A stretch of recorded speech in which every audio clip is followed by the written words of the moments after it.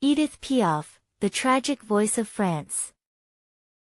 Édith Piaf, born Edith Giovanna Gassillon on December 19, 1915, in Belleville, Paris, was one of the most iconic and emotionally expressive voices in 20th-century music.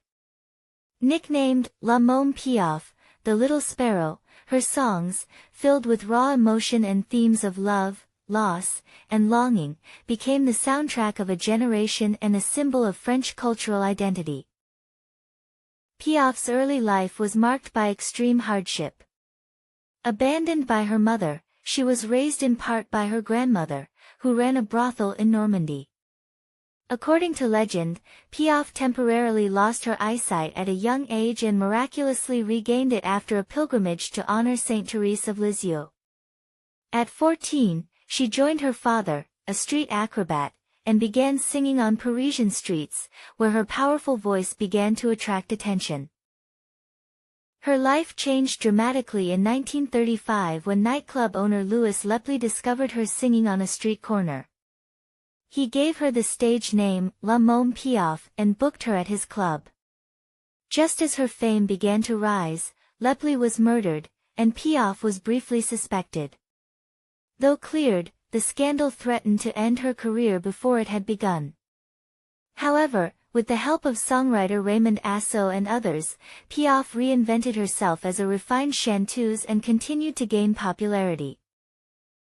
During World War II, Piaf became a household name in France, known for her emotional ballads like La Vie en Rose, Non, Je ne regrette rien, Hymne à l'amour, and Milord. La Vie en Rose, in particular, became an international hit and remains one of the most recognizable French songs of all time. Despite the glamour and fame, Piaf's personal life was filled with tragedy.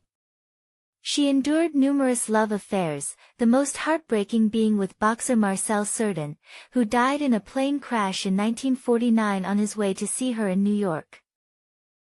Her later years were plagued by health problems and addiction to morphine and alcohol. Nonetheless, she remained devoted to her art and continued performing despite her frailty. In 1960, she recorded Non, Je ne regrette rien, a defiant anthem of resilience that perfectly summed up her tumultuous life. Édith Piaf died on October 10, 1963, at the age of 47, from liver cancer. Her death was officially announced the following day to avoid overshadowing national events. Over 100,000 mourners attended her funeral in Paris, and the city briefly halted traffic for her procession, an unprecedented honor for a performer. Though her life was tragically short, Piaf left behind an enduring musical legacy. Her unique vibrato, powerful delivery, and heartfelt lyrics have influenced countless artists across generations. Today, Piaf is remembered not only as a singer but as the soul of France, an artist who turned personal sorrow into songs that continue to move hearts around the world.